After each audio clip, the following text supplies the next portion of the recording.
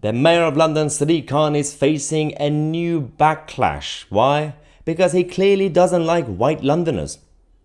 So this came out yesterday or 2 nights ago. Obviously, I took a break yesterday, so I'm late to the news. But I'm going to analyze this because it's kind of hilarious. It's also very concerning because there's no pressure. There's no pushback from the corporate media on this. Apart from, for example, GB News, they're talking about it, but not the rest of the corporate media.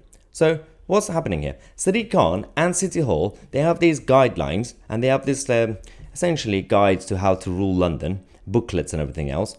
And we've discovered, because it was leaked, that they don't want London to be associated with white people. They don't like people with lighter skin color because it's not representative, even though the majority in London are still white. The majority in London are now tending to be foreigners, people born somewhere else, but the vast majority of them are still white Europeans from France, from Poland, from everywhere else. But no. This picture, this is from the booklet, by the way. This is from the booklet, so I think it's like look book, whatever. It says, this picture, a white family walking outside London Eye, it doesn't represent real Londoners. What is a real Londoner, firstly? Secondly, I don't think that picture, it was just an attack on white skin color. It was also an attack on family unit. And it's very subtle, but it's an attack on family unit as well. And they said, do not use photos that look staged and set up like this. Oh, look at me being successful. By the way, it didn't say don't use photos that are staged. It said don't use photos that look staged. Because every photo they use is in fact staged, including the photo that they are allowed to use. This one. This image, Sadiq Khan and a group of people here, and I literally don't see any white person. This is staged, but it doesn't look staged because Sadiq Khan is pointing his finger at something and is looking to the other side. Look at me, I'm talking, this is an action photo. So they're allowed to use that photo, but not the white family. Ooh, that's so evil. Or successful businessman. Ooh, no. Can't do that. So this is about the booklet. So it's called Look Book, Mayor of London Brand Guidelines. Oh my God. So they use taxpayers' money to increase the number of their PR officers and communication officers and publicity stunt idiots. And they literally have a book about it and they have been caught. It's now been, 48 hours, over 24 hours since this story has been out. No backlash from the actual establishment themselves. People in London are freaking out. They're saying, what are you talking about? So we are not welcome in London anymore. On the one hand, Sadiq Khan claims everybody's welcome. We are so diverse, so progressive. But no, if you're a white family, you don't actually represent London anymore. London is no longer Britain. London is, it hasn't been for a long time, but it's completely its own entity. It's an international hub. It brings a lot of money. It pays for a massive amount of income tax to the government, yes. But it also holds way too much power, and it takes away power from all the other counties and small towns and villages. Right, we got Susan Hall, the mayoral candidate, saying, all Londoners are real Londoners, no matter their ethnicity. And Sadiq Khan needs to apologize and stop these desperate, politically motivated attempts to divide people. The funny thing about this story, by the way, Susan Hall is right, but this was leaked, right? And why do I have a feeling? I just have a feeling, this is just my own bias. It's very convenient timing. It seems like another example of self-leak, where you're causing division. There's a bit of a backlash, but it's kind of controlled, it's contained backlash, isn't it? Because we're talking about it, but it is still causing division, which is exactly what the political left want all the time, the hard left.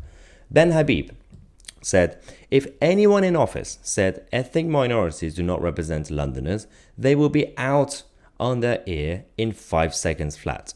Sadiq Khan should resign. Keir Starmer, do the right thing. That's a good point. Just change the word white with anything else, any other color. Oh, you will be sent to The Hague. Absolutely. You will be cancelled. And even Greta Thunberg will not protect you. Saint Greta. So it is a double standard that we talk about. Everybody has their own biases. But firstly, they're not open about their biases, but they're also using it to cause division. And they accuse us of causing division in the country for reacting to this culture battle nonsense that they're creating. It makes no sense. Now, remember in 2016, this is from 30th of March 2016, Sadiq Khan said, there are too many white men on Transport for London, public transport, TfL, in London. That he just literally complained. This was weeks before the actual mayoral election. So he was a mayoral candidate. He attacked people who have white skin color, saying there are too many white men, and men as well, by the way, not just white people. And he still got elected. People in London still voted for him. And then a few years later, they still voted for him. So technically, it's on the voters. If we're going to continue to elect the same idiots, you can't complain. So obviously, those who didn't vote for Sadiq Khan, they can complain. I can complain. But those who voted for him, you can't complain. This is exactly what he was quite open about, what his intention and his agenda weeks before the election. So don't be surprised. If you voted for Sadiq Khan, do not be surprised that he's now doing race baiting or whatever. So Lawrence Fox from the Reclaim Party said, what an odious little twerp Sadiq Khan is. He spent his entire time sowing hatred between ethnic groups and those of different sexual orientations. When he says, diversity is our strength, I hear, white people are not welcome in London. Yeah, Lawrence Fox is also, that statement is also absolutely spot on. Nothing new, it's not going to change. Now, there was also a reference to Sadiq Khan's predecessor, Boris Johnson, who was mayor. In this booklet, the guidelines said, never use images from the previous administration, such as the new bus for London, a project championed by Boris Johnson. Now, this is completely disgusting because when you have the actual establishment, so we talk about, for example, in America, the White House, here you got Downing Street, and in London, Greater London authorities, the actual top of power, when you get there, you're called government, or you're called, Great City Hall, or you call the White House. It's not party political anymore.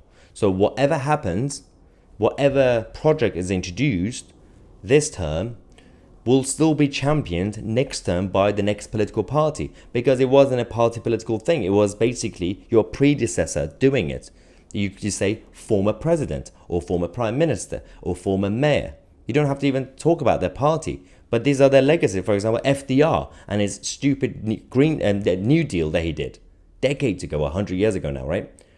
And there are Republican and Democrat presidents since then and administrations that talk about, this was that policy that came a few years ago by the previous administration. They talk about it. You don't try to erase history. But Sadiq Khan's team say, if you have any policy or project that has been introduced by the previous mayor, don't talk about that. Don't even just pretend it doesn't happen.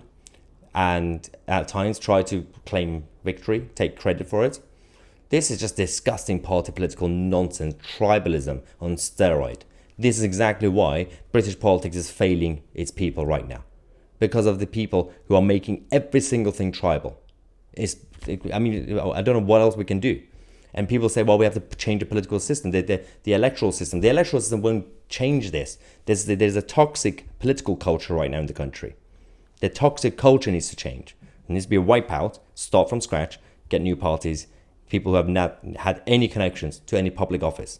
I mean, you might get things much worse. You might have more nutters to come, but at least it could be a reset. Maybe we could call it a great reset for the political power. Let me know your thoughts on Mahyar Tousi. And we are the media.